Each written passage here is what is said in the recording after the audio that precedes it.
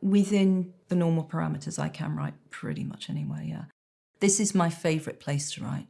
After years of writing, I finally got to build somewhere to write in, and I absolutely love it. You've got a tiny little loo, a cupboard-shaped kitchen, and so I've got everything I need in here. And it's psychologically, just to walk across the lawn and come to a different space to work is very good for you. That said, I do have a bad habit of flipping open my laptop at the kitchen table and then just sitting there for 4 hours and then wondering why my back is killing me.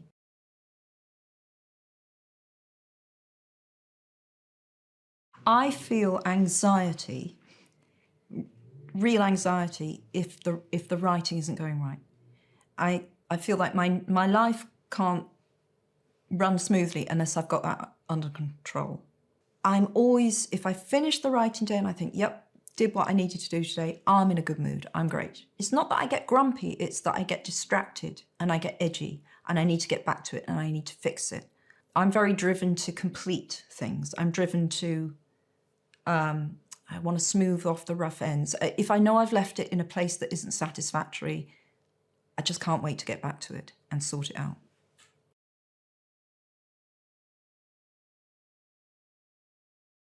I sometimes play classical music in here. I find I do sometimes listen to an album, but the trouble is if it's an album you really like, you do end up listening to that more than you do working.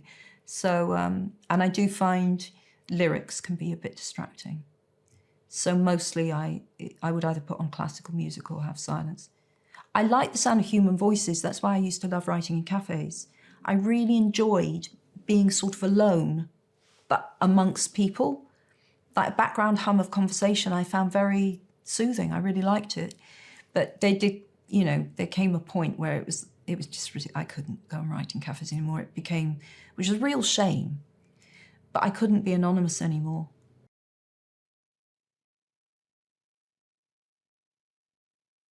That's why my laptop's always so filthy, because I'll be, eating popcorn's great to eat while you're writing because it's dry. So if you drop it on the keyboard, I am giving the entirely correct impression that I'm quite sloppy. I am, yeah. So yeah, that's an issue, dropping stuff on the keyboard. So I like to eat popcorn or nuts or something while I'm writing. Yeah.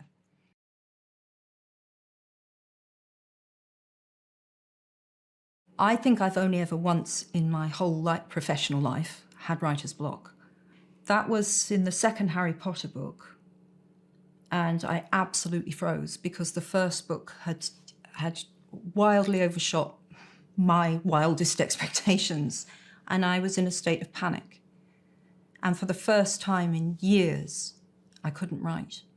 And it only lasted about a week, but I just couldn't see my way forward. I think I was just so overwhelmed. But since then, I don't think I've ever had a case of writer's block. You definitely have days. I've had days where I think, well, that's a load of garbage. Yep, that's not you. None. But it's always useful because sometimes you need to write it out to see that it's garbage, or you need to write it out just to see that it won't work this way, but it will work another way. You've got to try and you've got to fail. And I think as the years roll by, you become more confident that we'll find a way through this. It's fine. I often think we, when I'm doing self-talk, and that's not the royal we. It's me and the, I sound so pretentious, but it's sort of me and the creature in the lake. I feel like that's a part of me, a weird part of me, that I now have a lot of faith in. That, at 2 a.m, that creature will chuck me something and I'll be good and I'll catch it and I'll take it in the workshop and we'll be good. So I have a lot more faith in that process than I used to have.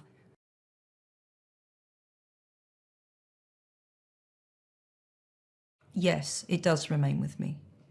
And I excuse my general airheadedness with my family. I mean, sometimes I forget what month I'm in because in the book I'm in, for example, on the book I'm writing now, I'm currently in January 2017. And because I'm thinking about those dates so much, I literally have to, I leave my writing room at the end of the day and I can't, we're in September. So my husband's talking to me about something that's happening next week, but I'm mentally on a damp Tuesday and Monday, 6 years ago. So you do become incredibly engrossed in it. becomes phenomenally real to you.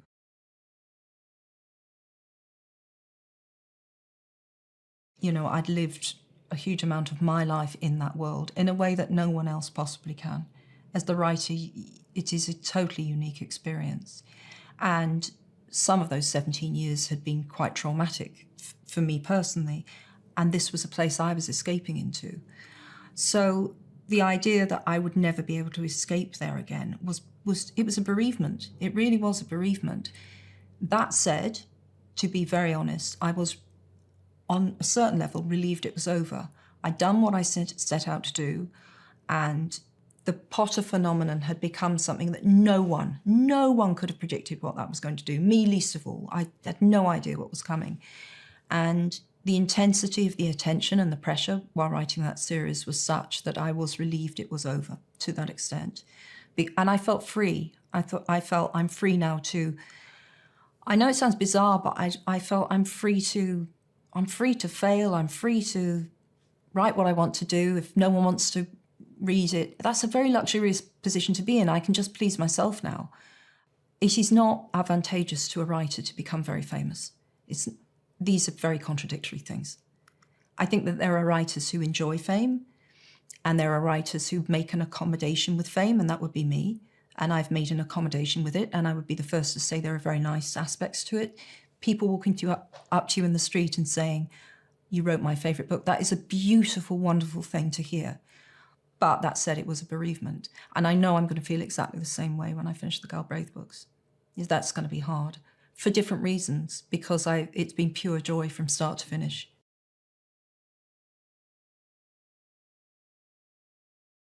Well, I think we're living through a really interesting cultural moment for writers and all kinds of creatives, but writers in particular. It is very interesting to consider the degree to which a readership feels they own a property. And I think we're seeing a lot of that at the moment. And there's tension, interesting tension between writers and fandoms. Personally, the truth is, I don't feel I owe anyone anything except the best story I can tell. That is my obligation, to produce the best work I can.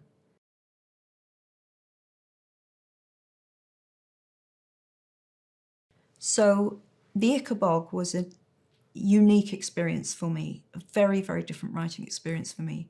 I had the idea for the Ickabog before I'd even published the first Potter, but I didn't do anything with it.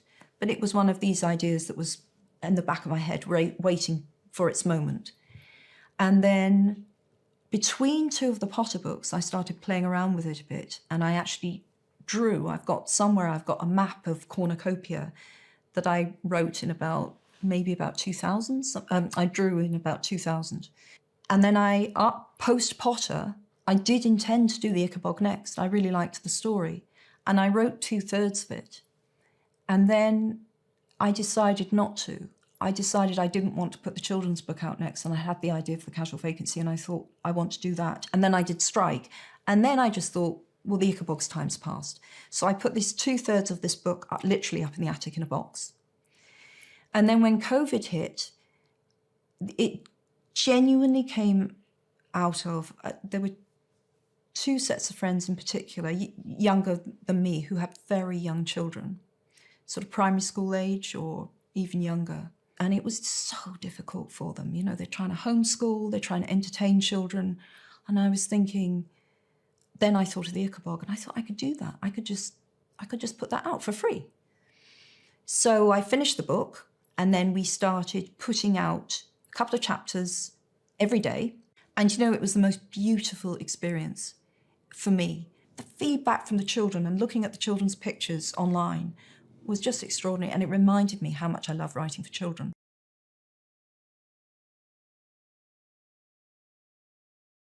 I don't think that I've ever found being a writer difficult.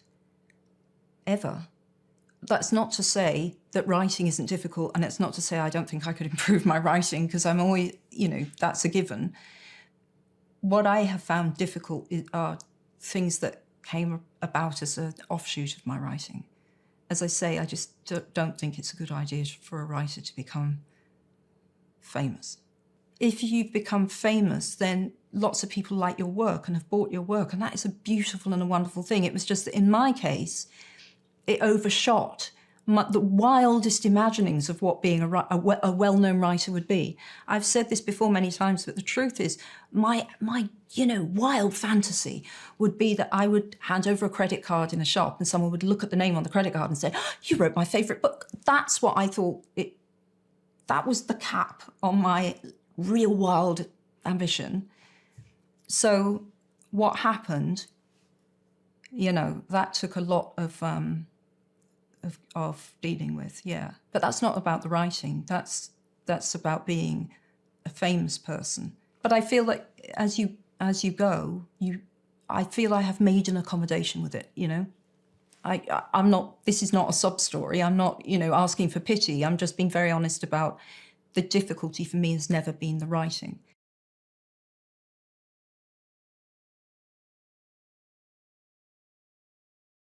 I was just very aware that because it had my name on it, people would just publish it, however bad it was. And I wanted honest feedback. I wanted to know that this, someone believed in the book. And I truly enjoyed getting unvarnished feedback through my agent. And I remember, this is not me being critical, because I think this is an absolutely fair comment, but very interesting to hear. There was one editor who did not like Strike having a famous father and made that point.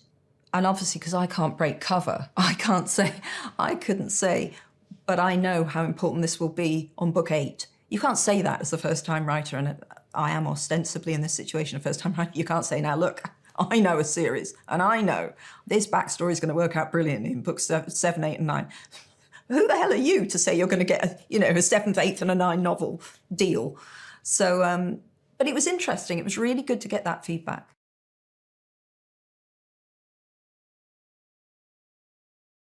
Oh, it was amazing. And the first book won an award, actually, an American award, without anyone knowing it was me. I would have loved to have kept it going. I thought if I could get 3 books out, I wasn't trying to fool anyone. It was just bliss for me, for it just to be about the writing and the reader experience, and, to get honest reviews that weren't reviewing me as a human being.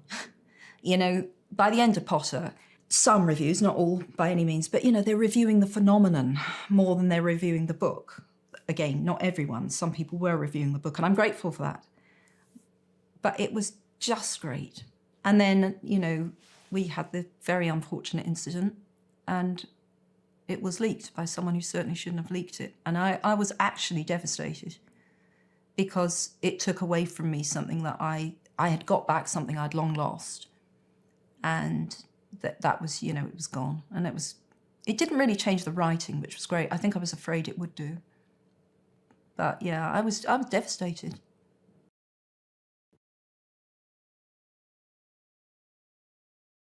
I've now created so many characters, it's a nightmare.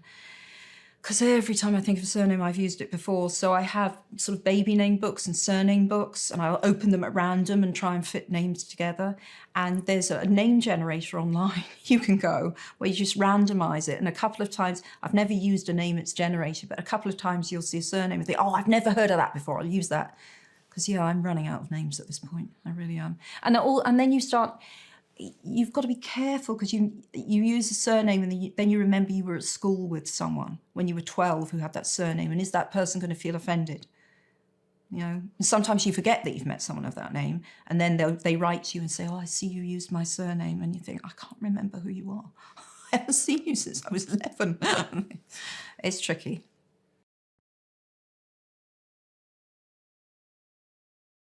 I've always loved the surname Galbraith, and I don't really know why, because I grew up on the Welsh border, and I can't remember ever meeting anyone called Galbraith, so I assume I read it somewhere in a novel, because it's a Scottish name. So I became Robert Galbraith. I liked the rhythm of it. Robert Galbraith is nice, 2 syllables, 2 syllables. I like rhythm in names. I pay a lot of attention to syllables when I'm naming characters and myself.